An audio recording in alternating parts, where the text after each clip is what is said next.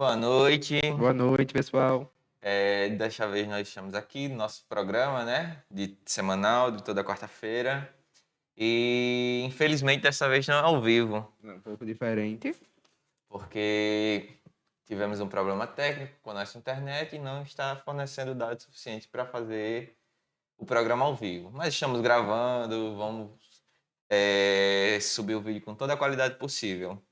Hoje nós estamos aqui com ele, né? Arquiteto e urbanista. Gilberto Gomes tem toda uma história de vida, trabalhos sociais, trabalhos pelo mundo, que hoje ajuda muito o bairro de Manhuíza com alguns projetos que vocês vão saber aqui. Então, é uma honra tê-lo aqui, viu? Boa noite, Gilberto. Boa noite a todos que estão aqui presentes, que estão nos ouvindo, os que irão nos ouvir, né, nos ver eventualmente.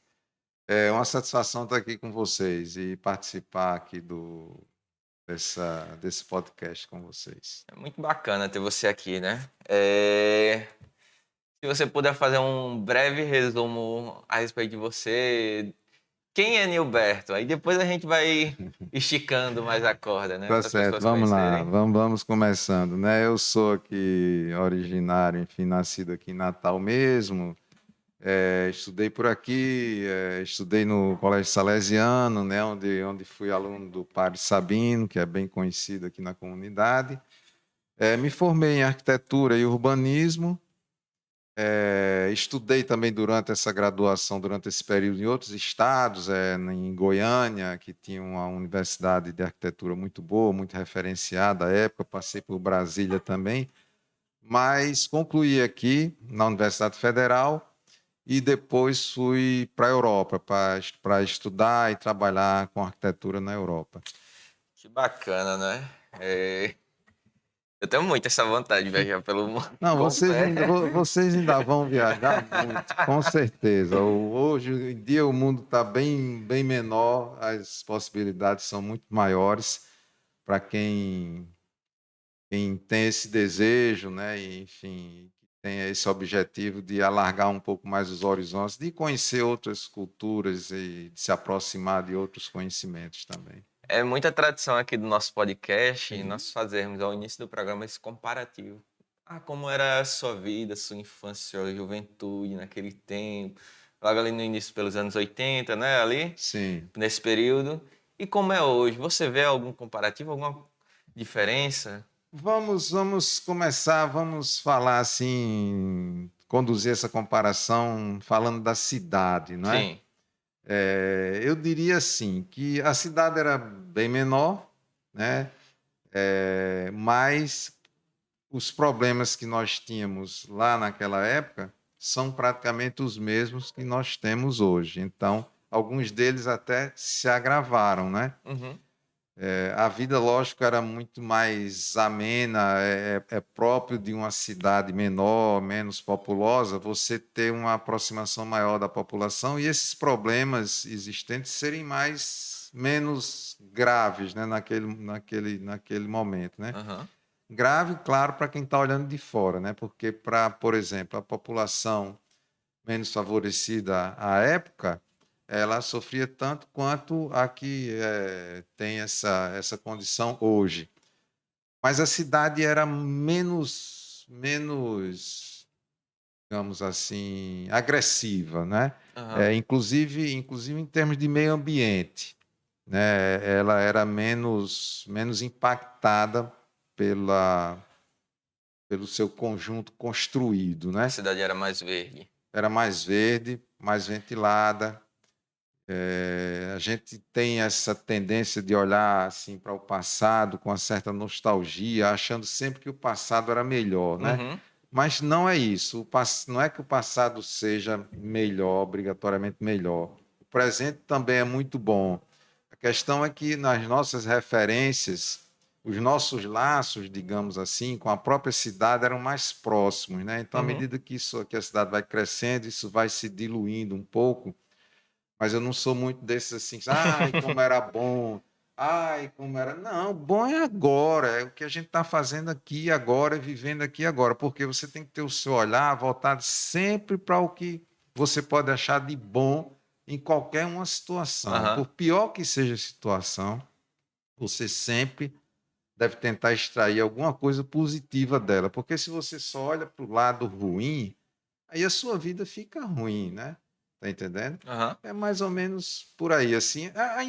Vamos dizer, vamos voltar um pouquinho à infância. Como é que foi a sua infância? Ah, muito diferente da infância de hoje em dia, dentro de um edifício, né? A gente tinha muito, vivia na rua, brincava na rua, ia, a mãe não sabia nem onde E as estava, crianças voltava na à frente de uma noite, televisão, na frente de um é, ia celular. para a praia, era muito um lazer ao ar livre, digamos assim, Eram né? mais ativos. Mais ativos. Até hoje eu cultivo isso. Por exemplo, academia não é comigo. Minha academia é ao ar livre.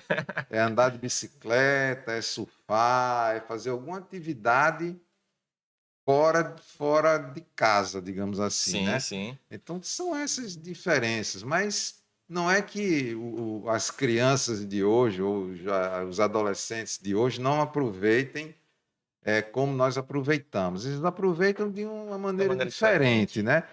É melhor, é pior, enfim, em alguns aspectos, sim, a gente pode considerar que é pior porque estão muito confinados, o universo se resume a uma telinha muitas vezes, né? Uma tela dessa, uma tela Sim. menor. E isso acho que Não agrega. não agrega, distancia você de uma certa realidade concreta, né? É bom você encarar, ver essa realidade, aprender a ver a realidade da vida como ela é, né? Para não, enfim, não se decepcionar tanto, não tomar tanto susto Sim, daqui um sim. pouquinho mais adiante, né? Esse desejo, essa paixão pela arquitetura foi desde criança? Sabe que não. Eu inicialmente prestei vestibular, que na época era vestibular, para engenharia elétrica, você imagina, porque eu fiz eletrotécnica, né, Sim. no IF, na escola técnica na época. Então eu tentei ir por aí, mas não deu certo. Como eu sempre assim me considerei criativo, muito criativo, inventivo, eu digo, então acho que a arquitetura é um campo que mistura arte, técnica e que exige criatividade, eu vou tentar por aí. E aí eu acho que eu acertei, que eu adoro arquitetura, urbanismo, essas coisas. Então foi assim uma coisa meio Foi paixão à num primeira segundo vista? momento, um segundo momento é que eu decidi ir para ali, Sim, sim. gostei, me dei bem e tal, e enfim, fui em frente. Aí, então, é importante porque atualmente, e mesmo à época, você é obrigado a tomar uma decisão do que vai ser uma sua atividade, a sua profissão, o seu exercício profissional para o resto da vida. Com 16 anos, o que é que você tem? O que é que você viu, né? O que é que você Aham. Foi muito consegue, pouco da vida. consegue abranger, vislumbrar aos 16 anos, né? Eu sei que o número de informações que esses adolescentes hoje têm é muito maior do que a que nós tínhamos, o número de opções é muito maior, mas é muito cedo para você tomar uma decisão que vai ter um impacto tão duradouro na sua vida, né? Por isso que é comum você começa um curso, aí não gosta, desiste, tenta outro, até você se encontrar, né? Porque existe uma diferença muito grande entre estudar uma disciplina e exercer aquela disciplina, em trabalhar com aquilo. Uma coisa é você estudar química, por exemplo, ou Uhum. mesmo medicina, né? E outra coisa é o seu exercício profissional dentro de um hospital, vendo gente sofrer, vendo gente morrer, tendo sem condições, muitas vezes, como acontece, de atender adequadamente. Outra coisa é você faz geologia. Estou aqui estudando geologia, vou para o laboratório, faço uma viagemzinha aqui, ali, e outra é você se meter no meio da Amazônia depois, durante um mês, é diferente. Então, às vezes, há um choque entre a sala de aula, digamos assim, e o mundo da prática profissional, Aham. né? Mas com a arquitetura, para mim, pelo menos, deu muito certo. Graças a Deus, né? Você falou muito dessa parte, né? Às vezes, com 16 anos, muito novo, a gente não viveu o suficiente para saber, às vezes, o que a gente quer da vida. É, lá antigamente, né? Nesse período, os jovens tinham muito dessa preocupação que o jovem de hoje tem de preciso decidir minha vida logo e tudo mais, porque Não, senão não o tempo vai tinha, não tinha. Era passar. uma coisa muito mais fluida, assim. Era tipo assim, tudo vai dar certo, Aham. tá entendendo? O número de opções era menor também, né? Alguns cursos da área tecnológica, eles se desdobraram em outros cursos, né? Por exemplo, própria engenharia elétrica, né? Telecomunicações, depois TI, e não sei o quê, Uhum. robótica, mistura tudo. Então, mecânica também, vai para a parte de ar-condicionado, vai para a parte de robótica também, enfim, biomedicina. Então, hoje você tem uma gama de profissões. Só na área de TI você tem inúmeras opções, né? Então o pessoal Então, era mais tranquilo, era mais não tranquilo, tinha era tanto. mais tranquilo. Era É, assim, tipo uma certeza que vai dar certo, você fazendo na universidade, aham. você vai conseguir sobreviver, tocar uma carreira, tal, ganhar sua vida, como a gente diz, né? Basicamente tinham esses cursos clássicos, né? Medicina, direito, engenharia, as engenharias, né? Os cursos da área de humanas, né? Psicologia, letras, sociologia, essas coisas assim, né? E da área médica também, não sei se eu falei odontologia e tal, mas da biomédica, né? Biologia, etc., farmácia, tinha os cursos, as raízes, Sim, digamos assim, sim. que depois se Depois desdobraram, ramificou. depois ramificaram e hoje em dia você tem uma gama enorme de opções. Até a opção de não fazer necessariamente um curso universitário de 4, 3, 4, 5 anos, né? Tem os tecnólogos. Hoje em dia tem uns cursos técnicos que são bem mais rápidos. Exatamente, exato, mais rápidos e que você consegue ganhar muito bem sua vida com atividades profissionais que não são essas clássicas que nós estamos falando, né? Uhum. E por vezes você ganha a vida até melhor do que um cara que fez um curso desses, digamos, dos clássicos, como a gente está referindo aqui, né? Então, existem vários caminhos. E aí, meu companheiro, quer saber de alguma coisa? A gente não pode esquecer da Cariocas, não é? Nossa Sim. parceira que está aí. Então você, que apesar de não estar ao vivo, mas que nos acompanha, ainda dá tempo de ligar lá para Cariocas e pedir, né? Você informa o Pedir sua cupom, pizza. vem pelo Pode Crer, hoje ainda é quarta-feira, então ainda dá tempo. A Carioca deve estar Acho que aparecendo no funciona até as número. 23 horas lá. O podcast já está sendo postado antes disso. Então você Isso. vai lá, ou pode chamar no direct, @cariocas, pizzaria com 2 S, e lá vocês vão ser direcionados para o atendimento.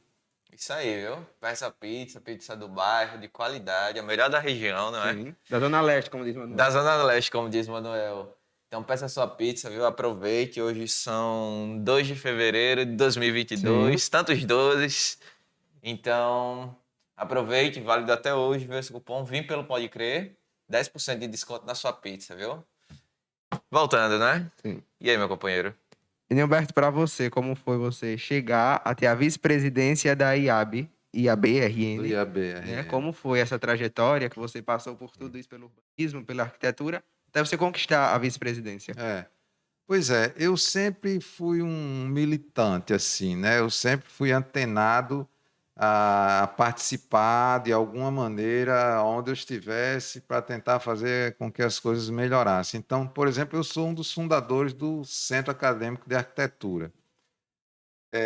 E sempre exerci, sempre estive próximo ao IAB, Sim. tá certo? Que é o Instituto de Arquitetos do Brasil, assim, compondo a chapa, terceiro secretário, terceiro, segundo tesoureiro, eu sempre ajudei, sempre procurei estar perto ajudando. E o ano retrasado aconteceu de na eleição que eu me propunha mais uma vez a ocupar algum cargo da direção, conselheiro, às vezes, alguma coisa assim, eu recebi a proposta para ser o vice-presidente. Então eu aceitei e, enfim, foi uma gestão um tanto quanto atribulada, porque nós caímos bem na pandemia, né? Aham. Então, assim, a gente não fazia reuniões, não podia, enfim, ficou tudo meio em stand-by. Mas o IAB é uma instituição muito importante, inclusive fez 100 anos o ano passado, né? O IAB Caramba. Nacional Sim. de de 22, né, 1922, e o IAB local fez 46 anos. Então, a gente vê que é uma instituição que participou da história recente do Brasil, do último século, na arquitetura, no urbanismo, né, organizando concursos. O IAB é o órgão, a instituição digamos assim, responsável pelos concursos de arquitetura, né? Brasília, por exemplo, foi um concurso de arquitetura, né? Uhum. Sim. E alguns outros projetos aqui, assim, o que é que eu poderia me lembrar aqui agora o Museu de Arte do Rio de Janeiro, foi concurso de arquitetura, enfim.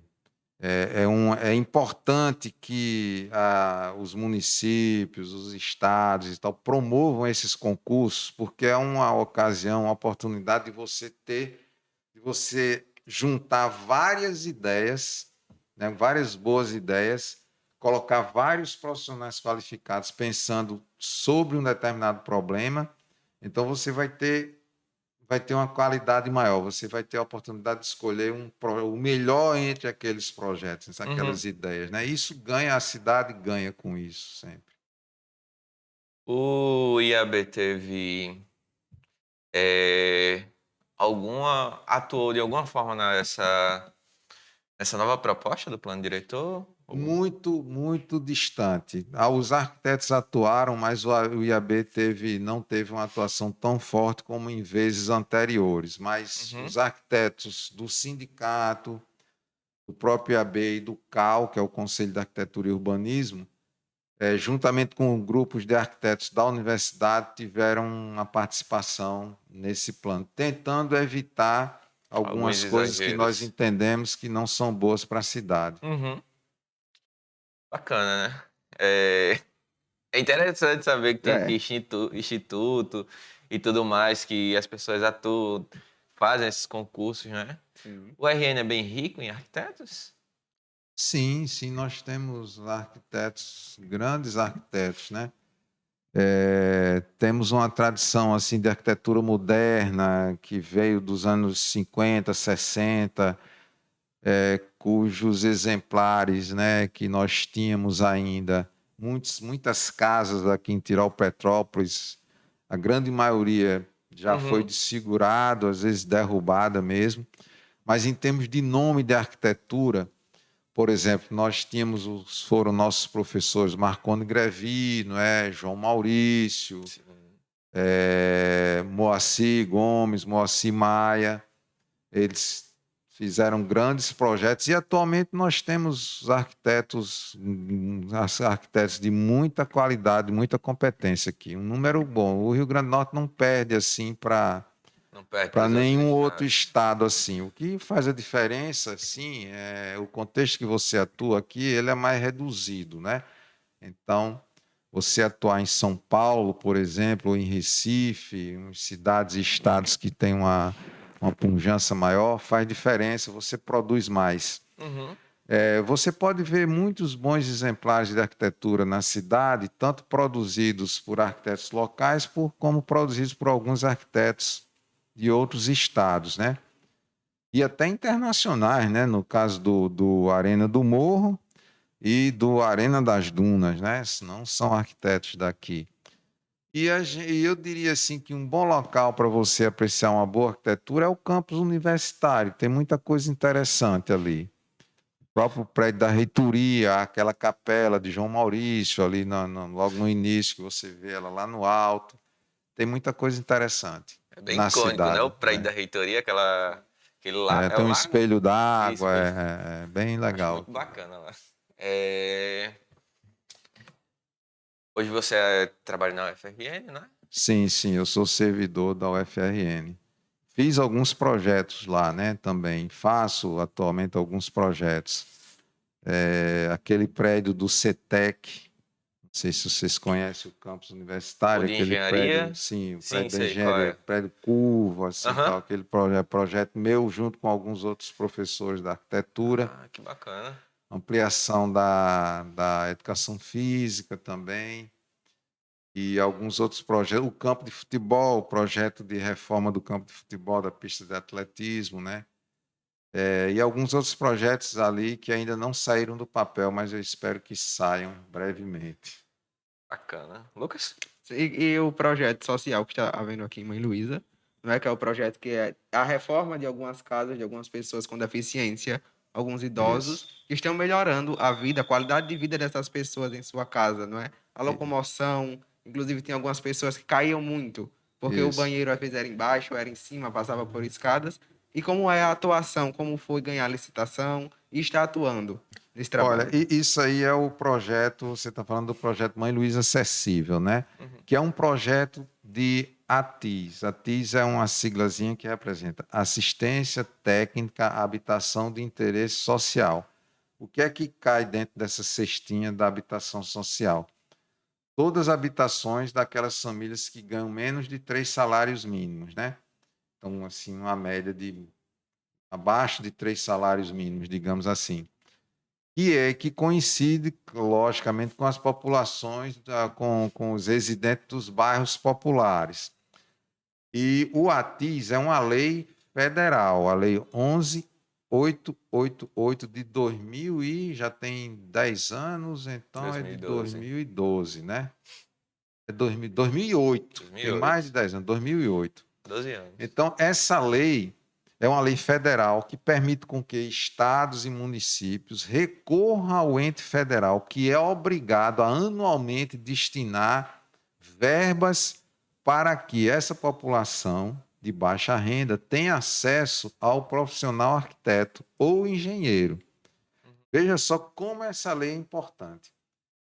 Vou lhe dar um exemplo. 75% da cidade de Salvador é construída fora da lei, digamos assim, fora do código de obras, do plano diretor, não obedece nada. É do São pessoal que chegou e construiu. invasões, autoconstrução, etc. e tal. Quando você constrói assim, você não tem o conhecimento necessário para fazer uma boa edificação, tanto construtivamente como em termos de conforto ambiental e também em termos de funcionamento. Você faz naquelas condições que você tem, né, com os recursos que você tem, com a mão de obra do vizinho, mutirão ou você mesmo. Então, essa edificação, ela tem vários problemas, né? Então, essa lei olha essa produção e diz assim: nós precisamos disponibilizar os profissionais competentes, especializados, para ajudar essa população, para atuar junto a essa população, porque essa população, logicamente, ela não tem dinheiro para contratar um arquiteto, nem um engenheiro, nem um outro ali por perto disso aí, né? Então, essa lei objetiva atender a isso, tá certo? De qual universo nós estamos falando? Nós estamos falando de uma larga faixa de população excluída. Depois eu me aprofundo nessa exclusão. Mas em termos de número, o que é que a gente considera precariedade na habitação? Pode ser precariedade construtiva, tá certo? A minha casa foi mal construída porque eu não sou construtor nada, então eu não botei viga, eu não fiz o alicerce legal, eu não deixei aberturas, né? Eu não fiz o telhado com a inclinação correta, então eu tenho aquelas precariedades na habitação, tá ok? Isso aí é uma coisa. Mas você também tem que considerar como precariedade, é bom que todo mundo esteja consciente disso. E precariedade é o fato de você não ter um transporte público perto da sua casa. Ou não ter um transporte público eficiente de qualidade, como todo mundo merece ter. Precariedade é você não ter uma escola boa perto da sua casa, quando tem escola, né? Que a gente está falando de lugares que são a 2 horas do centro da cidade ou mais, né? Isso é quase assim, enfim, É uma inimaginável para a viagem. gente aqui em Natal, mas nas grandes cidades isso acontece, né? Precariedade é você não ter saneamento básico, não ter energia. Saneamento básico a gente divide entre água potável, esgoto, coleta de lixo, etc. Isso é o que a gente chama assim do saneamento básico. Tratamento de água, né? Você não ter. Isso é precariedade habitacional, porque isso acarreta problema de saúde, você não mora bem, você adoece, etc. e tal. Então, Se nós juntarmos essas variáveis, o Brasil tem 45 milhões de habitações nessa situação. Fazendo uma conta rápida, se você botar 2,5 habitantes, ou 3, né, porque a média pode muito bem ser 3, você tem metade da população do país, de 208 mil, 210 mil milhões, né, o Brasil tem agora, morando precariamente. Tá certo? Então, essa precariedade traz grandes prejuízos. Então, é interessante que a gente divulgue essa lei e que a gente diga às pessoas que elas têm direito a essa moradia de qualidade, tá certo? Abrangendo tudo isso. A sua moradia não é só a sua casa, é o que tem, é o seu entorno, né? A qualidade do seu entorno. Você tem calçada, essa calçada é acessível, você tem uma boa pavimentação, você tem o ponto de ônibus. Não, não tem, fica ali no sol esperando. Isso é precariedade, né? Então, essa lei vem para tentar aproximar os profissionais arquitetos dessa população. O que é que nós fizemos? Eu entrei em contato com o Centro Sociopastoral me propondo a vir fazer um trabalho de ATIS, de assistência técnica aqui. Doutor Ion aceitou, gostou da ideia, trouxe para a diretoria também gostou, e rapidamente eu fui convidando alguns colegas e fui agregando pessoas e, assim, em pouquíssimo tempo eu tinha 4, 5 pessoas que topavam ajudar voluntariamente, né? Então, nesse meio tempo, o CAURN, que é o Conselho de Arquitetos e Urbanistas, que é uma das nossas entidades, lançou um edital, porque justamente o CAU definiu que anualmente eles têm que destinar no mínimo 2% do seu orçamento para ações de ATIS, de assistência técnica à habitação de interesse social. Então, o CAURN lançou esse edital.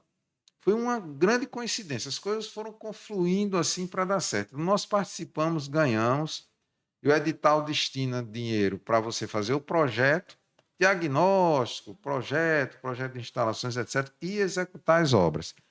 Não é muita grana, ou não era muita grana, porque o CAURN é um estado pequeno, então a arrecadação também não é muito grande. Então, foi disponibilizado cerca de 85 mil para isso. Nós usamos 70% desse orçamento nas obras, certo? Então, nós somos remunerados, mas remunerados a um preço bem, bem modesto. E conseguimos realizar melhorias em 10 residências, né? Nós levantamos mais de 10, mas algumas no meio do caminho tiveram alguns problemas e desistiram, algumas pessoas não quiseram a melhoria e tal. E essa melhoria foi feita, como você falou, com foco na acessibilidade dessas casas, né? O recorte que nós fizemos dentro da população foi de tentar atender a população com deficiência, ou seja, aquelas famílias que tivessem uma pessoa com deficiência.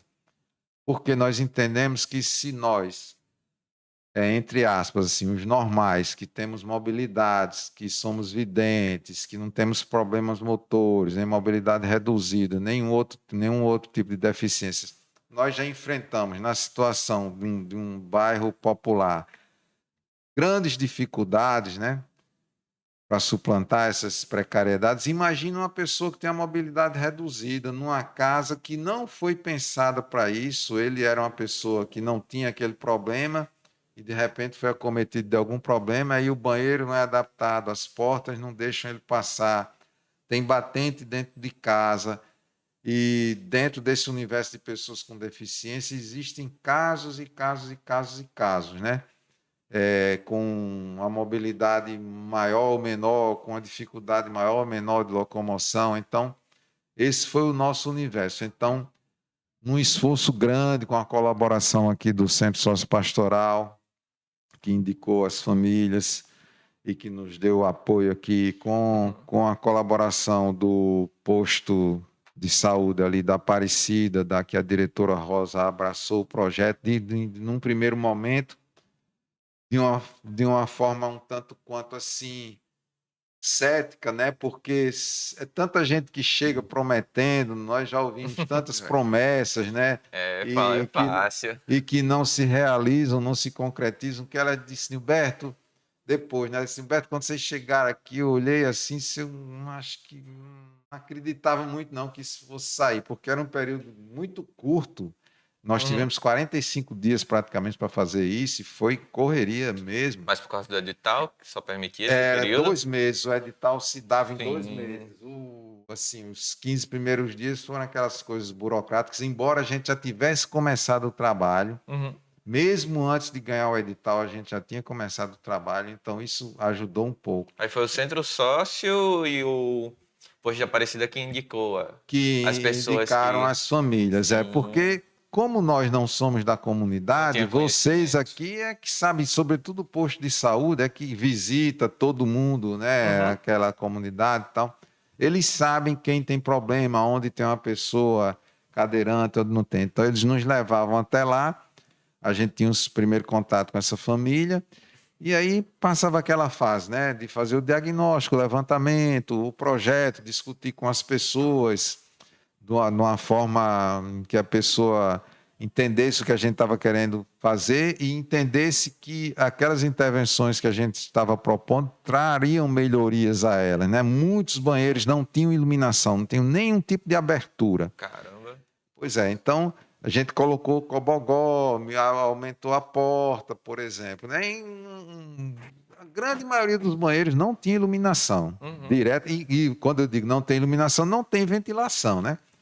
Muitos não têm caixa d'água, muitos não tinham vaso sanitário, enfim, são vários, todas essas precariedades. Então, nós fizemos algumas intervenções, 10 intervenções, né? Que nós procuramos sanar ou melhorar ou diminuir a dificuldade dessas pessoas, né? De usarem a sua própria casa. É, pronto, nessas visitas. A gente previamente estava conversando, né? Você disse que já conhecia o bairro de Manhuíza. As outras pessoas que estavam colaborando com você conheciam também o bairro? Não tanto. Não, sim, não tanto quanto eu, mas tem um outro arquiteto, colega Alessio Dionísio, que já estava ajudando ali o pessoal da Casa Da Casa dos Esperança, Idosos? sim, Esperança, Ao né? Espaço Solidário. Espaço Solidário, do Espaço Solidário. Sim. Então, eles conheciam um pouquinho aqui, mas as outras pessoas não. Como nós passamos a fase de obras, nós colocamos algumas premissas aos construtores e às empresas que nós convidamos, né? Ah, Olha, foi feita uma licitação com a foi construtora para uma fazer tomada de preço, na verdade, sim, porque o sim. tempo não dava para Aham. fazer uma licitação. Aí nós colocávamos como premissa, ó, se possível, né, nós queremos que vocês empreguem parte da Pessoas do mão de bairro. obra aqui do bairro. Como eles já atuavam aqui no bairro, disse, não se preocupe não que boa parte da nossa mão de obra é aqui já do bairro. Outra coisa, que procurasse ao máximo comprar os insumos aqui nas lojas do bairro. Uhum. E assim por diante, né? E foi uma coincidência foi muito gratificante, porque o engenheiro, a empresa que ganhou a obra, que executou as obras, é de um engenheiro, Ronilson, que é aqui de Mãe Luísa, nascido, criado aqui em Mãe Luísa, Uhum. fez engenharia e, enfim, agora está dando esse retorno assim. Ele abraçou realmente a causa, assim, é uma coisa realmente que me tocou bastante saber disso. E ele ainda disse assim uma coisa, né? A gente às vezes está fazendo está tendo uma participação mínima assim que a gente, ou mínima, enfim, alguma participação, alguma ação social e a gente não consegue dimensionar o impacto daquilo, né? Uhum. Isso a gente só vai ver um pouco depois. Lógico que nós temos consciência que esse trabalho que nós estamos fazendo é impactante, ele tem uma importância grande na vida das pessoas, mas por exemplo, conversando com o Ronilson, ele me disse, eu falei do centro sócio, lógico que ele já conhecia, e me referia à pessoa do Dr. Ion. Uhum. Então ele disse, rapaz, Dr. Ion foi o meu pediatra. Então você veja a importância que tem o trabalho que no caso Ion fez aí, né, de Sim, redução sim. drástica da Inclusive, ele já mortalidade veio aqui no infantil. podcast, falou da história Pois dele. é. Então, isso é assim, é tocante, é emocionante, porque aquele engenheiro que hoje está aqui ajudando, fazendo as coisas para a gente, podia não estar aqui, se não fosse esse trabalho, Sim, né, sim. de atenção às crianças que foi feito que vem sendo feito desde muito tempo. Então, isso é muito importante isso. Então, é bom frisar essas coisas, porque não dá para a gente ficar só esperando que caia do céu, como diz, né? A gente tem que dar uma ajudinha ao santo também, né? Uhum. Porque também não pode deixar tudo na mão do santo, né? Então, a atuação que a gente estava comentando aqui, o histórico de resistência, de organização que o bairro tem e de compromisso que os moradores do bairro têm para com o próprio bairro, isso irradia para a cidade, isso serve de exemplo para a cidade, serve de exemplo aqui para a gente também, para não ficar parado, cobrar das autoridades, entender, compreender os direitos que nós temos. A gente está falando aqui de arquitetura, mas eu posso falar de saúde, de educação, de de todas as outras necessidades básicas que o poder público muitas vezes se ausenta, né? Então, Uhum. e nos obriga a tomar uma atitude e buscar as nossas soluções, tá certo? Não devemos deixar de buscá-las, mas também não devemos esquecer que nós temos que ir lá bater na porta deles, cobrar, né? Sim, sim. Pronto, retomando, né, os seus amigos, parceiros que vieram, teve muito desse choque de realidade deles com a realidade que é vivida aqui no bairro, as situações que vocês se De depararam? alguns, de alguns, de alguns. No caso do Alessio, não, porque o Alessio já tinha desenvolvido um trabalho semelhante lá em São Paulo, né, de Uhum. atuar nessas comunidades. Mas de outras pessoas, sim. Inclusive, assim, de colegas arquitetos, de outros colegas que, por meio do Instagram, né, do Mãe Luísa Acessível, que a gente alimentou bastante durante o período, tomaram conhecimento de uma realidade, não é que seja desconhecida, mas que você conhece de longe, né, assim, de Sim, longe. E sim. quando você se aproxima mais, aí você vê quão dura é aquela realidade, né? E que essas pessoas não fazem parte, não habitam o universo dos políticos e o universo de algumas outras classes mais favorecidas, né? Às vezes, muitas vezes, essas pessoas dão as costas para isso. Eu mesmo que já tinha uma certa proximidade aqui, e com outras situações também, às vezes você se surpreende, porque você encontra situações bem Uhum. precárias, né? Não são muitas, mas são algumas situações bem precárias. Nós tivemos umas duas, né, nós fizemos essas 10 ações, essas 10 obras, e dentro dessas 10, pelo menos umas duas, a situação era bem precária. É muito para refletir, né? Exatamente. Sair da sua zona de conforto, pode assim dizer, e ver a realidade do próximo, que às vezes não chega nem perto da sua, e você fica às vezes chocado, mas também às vezes abre o seu coração para começar a ajudar mais e mais ao E próximo. não é uma realidade distante, né? Estamos todos no mesmo Não, de bairro. jeito nenhum. É isso que as pessoas não têm consciência. As pessoas acham. Um bom exemplo disso é essa pandemia agora, né? As pessoas acham que a precariedade ou a desigualdade, as consequências das desigualdades não vão bater na sua porta, vão. Vai. Uma hora ou outra elas vão chegar na sua porta.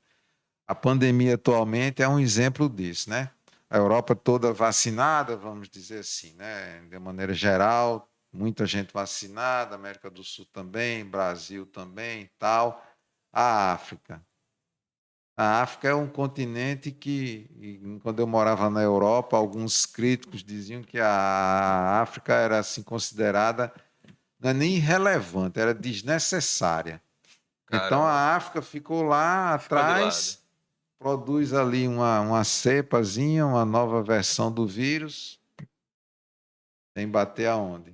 Vem bater aqui na sua porta. Então, ou a gente resolve esse problema da desigualdade, né, econômica, basicamente, que se desdobra em falta de saneamento público, falta de saúde pública, falta de educação, falta de transporte de qualidade, desrespeito ao meio ambiente e uma série de outros fatores vão bater na sua porta, vão cobrar a conta. Não tem como.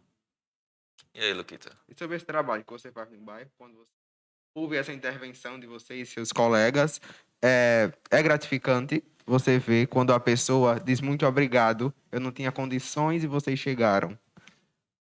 Sim, é muito gratificante, assim, nós fazemos isso, né, assim, com essa consciência de que nós estamos ajudando ou diminuindo as dificuldades daquela família, não é Uhum. nem uma grande ajuda, é apenas uma pequena ajuda, eu considero, é muito gratificante. E ao final desse primeiro percurso, que a gente está começando a segunda fase agora, Uhum. o colega Alessio chegou, me agradeceu, disse, Nilberto, obrigado por ter me convidado, porque dos trabalhos que eu já fiz, ele já tinha trabalhado com algumas comunidades em São Paulo, o que deu o melhor resultado e o resultado mais rápido foi esse aqui. Então, ele se sentiu assim, realizado assim, de já ter trabalhado com isso, né, tentado ajudar, mas não conseguiu chegar ao fim ou não atingir os objetivos completamente.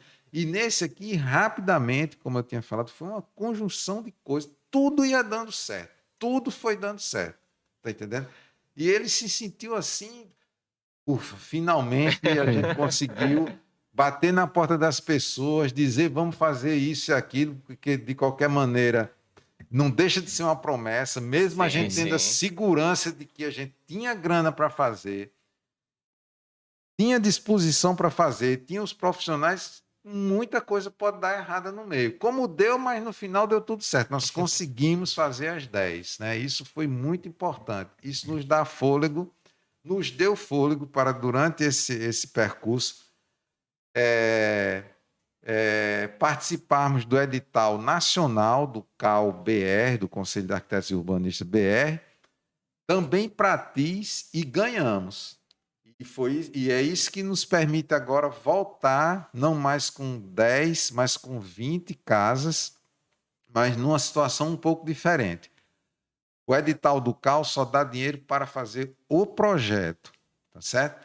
O dinheiro da obra nós temos que correr atrás. Durante a primeira fase, nós trouxemos aqui Gork, nós trouxemos Divaneide, convidamos Divaneide, nós trouxemos Brisa, a vereadora Brisa, o Uhum. vereador Gork, visitamos o Técio Tinoco também, o Robinho Carvalho, nós procuramos difundir isso. Então, nós conseguimos sensibilizar a vereadora Brisa, que destinou uma emenda de 100 mil especificamente para o Mãe Luísa Acessível. Então, nós podemos dizer que nós temos aí no horizonte a possibilidade de conseguir esses 100 mil, porque isso aí tem que ir uma negociação ainda, esse dinheiro tem que ser efetivamente repassado para o centro sócio, existe ainda um caminho, mas nós já temos esse horizonte. As outras 10 intervenções provavelmente vão ser feitas no contexto da recuperação ou da intervenção, enfim, do que foi prometido assim pela prefeitura, cobrado pelo Ministério Público, em relação às famílias que foram atingidas pelo deslizamento de 2014. Então, nós estamos em parceria com a Secretaria Municipal de Habitação, que já tem o dinheiro para realizar essas obras, mas não tem como fazer os projetos. Então, nós entramos com os projetos e futuramente eles vão entrar com a realização, né? Uhum. Então, acredito que nós vamos conseguir esse ano realizar mais algumas obras. Nós vamos lutar com todas as nossas forças por esses 100 mil que nos permitem fazer 10 casas. Na sequência, vamos continuar ajudando a prefeitura, a CEARP, a concretizar essa, digamos assim, essa segunda fase, né? Eles já têm o projeto de um condomínio ali na saída para a Via Sim, Costeira, sim. onde vão realocar as famílias que perderam suas casas. E as famílias que ainda estão em casas em situações precárias, e aí é onde nós entramos para fazer o projeto, naquelas que ainda têm condições de ser recuperadas, tem umas que não têm mais, e nós entramos com os projetos. E vamos ampliar um pouco essa atuação, porque nos espaços aonde existiam casas que foram derrubadas, demolidas, enfim, por conta do deslizamento, eles estão solicitando que nós façamos alguns projetos urbanos, né, para fazer uma pequena urbanização nessas áreas. E aí nós vamos conversar muito com a comunidade para saber o que é que a gente pode fazer lá. Uhum. É um parquinho? É simplesmente uma área verde?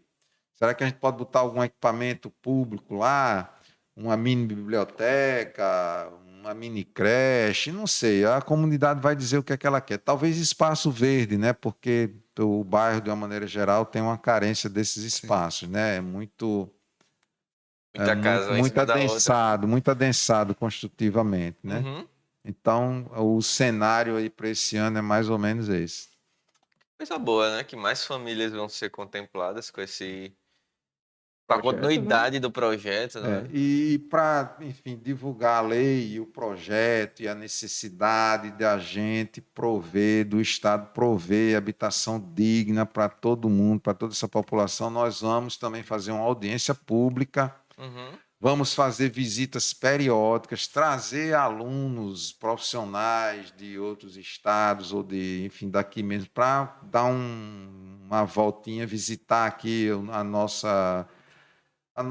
trabalho da comunidade, né, do Centro Sócio, aproveitando aí o gancho do Mãe Luísa Acessível. E, enfim, vamos continuar com o Instagram. Fizemos o documentário, lá no Instagram, na BIOS, tem o documentário sobre essa Divulga aí o primeira Insta. fase. Mãe Luísa Acessível. Mãe Luísa Acessível, Mãe sem Luísa nenhum Acessível, ponto, nem tudo nada. junto, Tudo sem junto? ponto, sem nenhum acento, nada. Pronto, show de bola. Isso aí, pessoal. Mãe Luísa Acessível, viu? Sigam lá no Instagram. E que deu tão certo que nós já estamos pensando, já pensamos e vamos fazer o Natal, não é nem Natal acessível, é Natal inclusiva. Por que inclusiva? Né? Porque a inclusão vai além da acessibilidade. A inclusão inclui, realmente abraça todo mundo. Então, Uhum. abraça, se dá tudo. Porque na hora que você dá melhorias melhorias, faz melhorias habitacionais e dá melhores condições habitacionais a essas pessoas, você está incluindo essas pessoas. Essas pessoas estão fora de alguma coisa. Na hora que você saneia, na hora que você bota um sistema de transporte legal, você está incluindo. Na hora que você dá educação. Então, é assim, onde o Estado está ausente, a gente tem que trazer esse Estado para dentro de novo.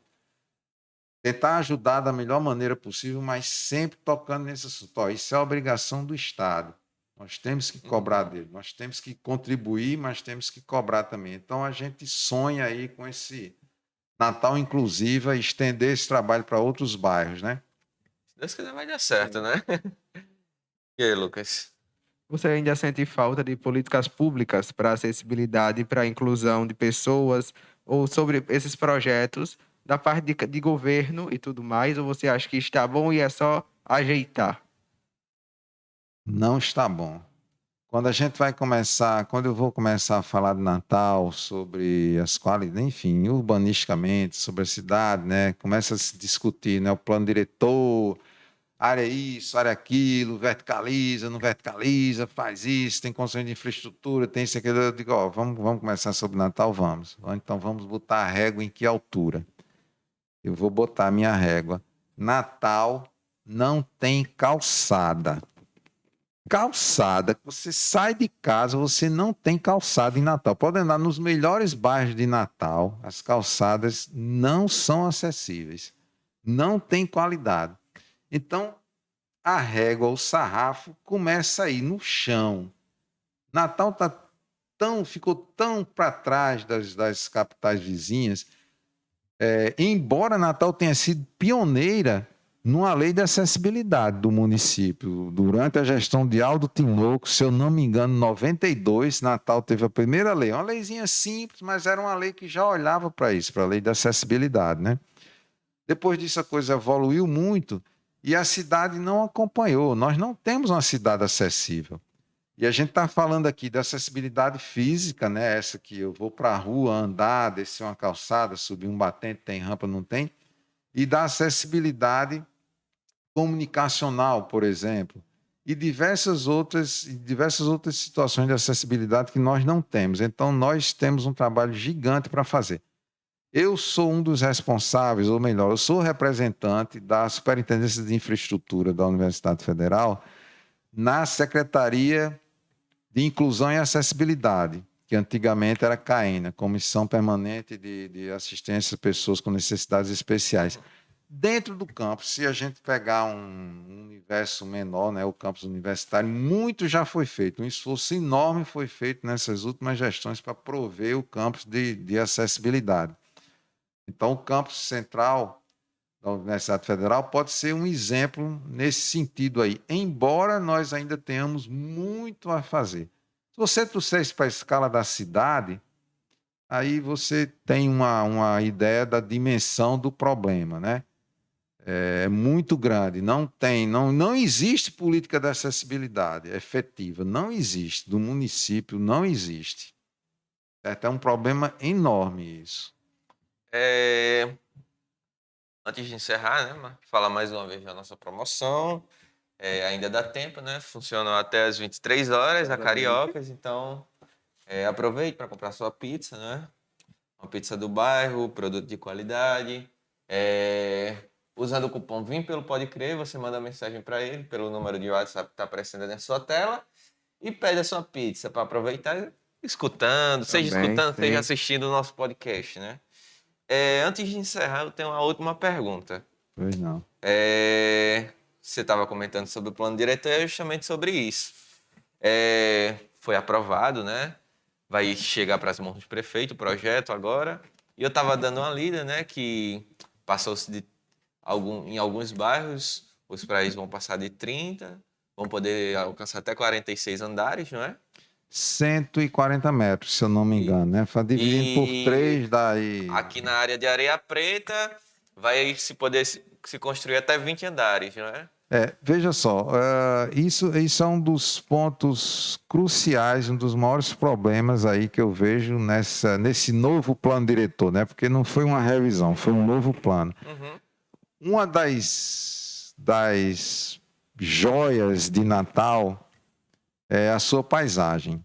Então, o plano diretor, de há muito tempo, ele tem lá os textos que buscam, que indicam a preservação dessa paisagem, né? Aqui, no caso de Areia Preta, Praia do Meio, Morro do Careca, são os valores cênicos paisagísticos, como a gente chama. Que é o que atrai turista, que é o que faz vocês parecer assim, o espírito olhando para essas paisagens. E tem sido, nas últimas décadas, uma luta constante dos arquitetos, IAB e demais arquitetos, a preservação desse controle de gabarito, não só aqui na praia, como também na área do Parque das Dunas. Esse controle de gabarito foi quebrado agora com esse plano. Então, isso é um retrocesso gigante. Por quê? Não precisa, para adensar, né, porque o mote é sempre adensamento, verticalização, atrelado à verticalização, esse adensamento, você não precisa, para adensar, verticalizar. Né? Paris é uma cidade adensada, os prédios têm no máximo 8 pavimentos. Barcelona é uma cidade extremamente adensada, os prédios têm 8 pavimentos. Alguns aqui e ali têm mais do que isso. Nós estamos falando aqui de densidade construtiva, é só o que eles entendem. Quando eles falam em densidade e verticalização, eles estão pensando em área construída. Mas para a gente ter qualidade de vida, ter direito à cidade, essa cidade precisa ter adensamento populacional e adensamento de serviços. Serviços privados, serviço público, precisa ter um número de escolas adequado perto da sua residência, precisa ter parques ou praças, né? Então, existem vários tipos de adensamento, não só esse adensamento construtivo, né? Precisa ter um mix de serviços e de comércio também, porque isso faz parte do que a gente estava falando lá no início, da qualidade do seu habitat. Você tem a pizzaria perto da sua casa, perto o suficiente para o delivery lhe levar, ou você descer e ir a pé. Você tem o café, você tem a feirinha ali uma vez por semana que monta, desmonta. Você tem o banco, você tem o pequeno supermercado, você tem a creche. Isso é adensamento de serviço público. Oferta de serviço público você tem? Não tem. Então, quando você verticaliza, somente verticaliza, e só adensa construtivamente, faltam essas outras coisas. Então, você tem que pegar o carro para ir lá. Isso não é qualidade de vida, isso não é direito à cidade, né? Todo mundo tem que ter esse direito à cidade. A paisagem é um direito à cidade. Então, na hora que você quebra esse gabarito, o turista vem para Natal ver o quê em Natal? O turista vem para Natal, vai para Ponta Negra. O resto do tempo ele vai para onde? Litoral Sul, Litoral Norte. Você tem adensamento, oferta de cultura na cidade? Não tem. Então, não adianta querer dizer que o plano diretor é adensando, verticalizando, aumentando os índices de adensamento, vai ajudar essa cidade. Porque esse tipo de plano diretor já salvou essa cidade várias vezes nas últimas décadas. Essa cidade melhorou? Não, a cidade piorou. Então, quer dizer, esse tipo de discurso de adensar construtivamente, quebrar gabaritos, não resolve. Não é boa coisa para a cidade. A cidade vai perder uma das suas características que atraem as pessoas para cá, que são as suas belezas naturais, né? E para o pessoal que está assistindo, não é?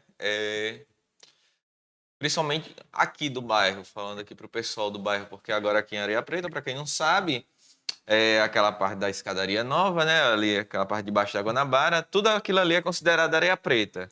Então, Sim. os prédios vão poder ser mais altos, vai formar aquele paredão. Quais vão ser as consequências para as pessoas do bairro? Essas consequências já existem, né? Porque o bairro perdeu essa visão do mar, direta do mar, né? Eu não acredito que aqui desse lado aqui, vão se fechar os últimos lotes ali, né? Vai piorar em termos de visão do mar, em termos de acesso a essa visão do mar. E ali do outro lado, na Praia do Meio, Praia dos Artistas para lá, você vai deixar de ver o mar, as torres vão poder subir ali, né? Então, o gabarito na orla, lá embaixo, que hoje em dia são 2 pavimentos, passa para 4 e assim vem aumentando. Então, isso é um prejuízo para a cidade. E às vezes pode ser até proposital, né? Porque forma aquele paredão e pode dizer esconde a comunidade, o lado feio, como eles chamam, né? Inclusive, eu tava. Uma situação engraçada, né? Tava assistindo um dos maiores podcasts do Brasil e o rapaz dizendo, ele veio para Natal, aí eu percebi logo, ele disse, eu tava passando pela praia, quando eu passei eu vi aquela escadaria bonita, aquela ruma de prédio. Aí eu perguntei pro bugueiro se podia subir, ele disse, não, lá é perigoso, não sei o quê. E esses paredões servem, né, para esconder essa parte feia que eles consideram. É como se fazia há um certo tempo, né? Botavam os outdoors, né? O Rio de Janeiro fez isso, né? O Rio de Janeiro emparedou tudo lá, aquela via, para não mostrar os bairros que tem ali na proximidade. Mas não resolve o problema. Isso é aquela história que a gente estava dizendo. Você dá as costas ao problema, você não vai resolver. Só vai piorar. Pois é isso, né? Mais uma vez agradecemos muito, a conversa rendeu. Eu que agradeço a vocês. Graças a Deus. Uma grande satisfação. Eu que estou agradecido de ter podido estar aqui com vocês. Mostrou do seu trabalho, falou um pouco do projeto, porque eu creio que muita gente aqui em Mãe Luísa, no bairro, não tem ciência desse projeto. Não conhecia esse projeto que estava acontecendo. Essa forma de trazer acessibilidade, né? É muito bom, é muito bacana. E eu fico muito feliz, porque como o Padre Roberto fala, né? As pessoas não imaginam o quão rico é o bairro de Mãe Luísa, porque tem tanta coisa, mas tanta coisa, às vezes vem projetos e tudo mais, e não é divulgado, aí fica aquela coisa que as pessoas não conhecem, fica aquele estereótipo que só é coisa ruim dentro do bairro, e quando a gente vem a fundo, principalmente aqui dentro do centro sócio, aí você começa a ver as ramificações de tudo que acontece de bom. O trabalho social que é feito de fato, né? Como as pessoas possam ver. E tem muitas organizações aqui, né? Tem fundaram agora a Associação dos Surfistas de Miami Sim. Sim. e Mãe Luísa. Tem os filhos de Mãe Luísa, tem, né, que é disso do surf também. Tem vocês aqui, tem o pessoal do Aos Olhos do Farol, tem o Clube de Mães que nós visitamos hoje à tarde, tem um trabalho fantástico. Eles têm tudo ali para Sim. produzir, assim, em termos de todos os tipos de máquina. A dona Zuleide estava me explicando. É fantástico isso. Tem o Samba no Morro, que nós fizemos uma reunião ontem à noite lá para dar uma incrementada no largo, né? No largo do Samba no Morro, né? Apresentamos o projeto, discutimos com a comunidade, vamos fazer um abaixo-assinado, dividimos isso em 3 ações. Primeiro tentar dar uma melhorada pintando as fachadas, depois trocando a pavimentação e depois fazendo uma estrutura para sombreamento, para as pessoas poderem usar no dia do Samba no Morro, fazer um aniversário, fazer um São Uhum. João, fazer um casamento, sei lá, usar da melhor maneira que eles quiserem. Então é isso, pessoal. Agradecemos mais uma Sim, vez toda a pela participação de audiência, você que vocês. esteve conosco até o fim. Participe, não é, das nossas ações pastorais, venham à missa, acompanhe nossas transmissões diárias da missa às Sim. 17 horas. Então, muito obrigado mais uma vez, tenha uma boa noite, bom dia, independentemente do horário que você está vendo. assistindo esse vídeo. Então, um abraço, viu? Valeu! Boa noite.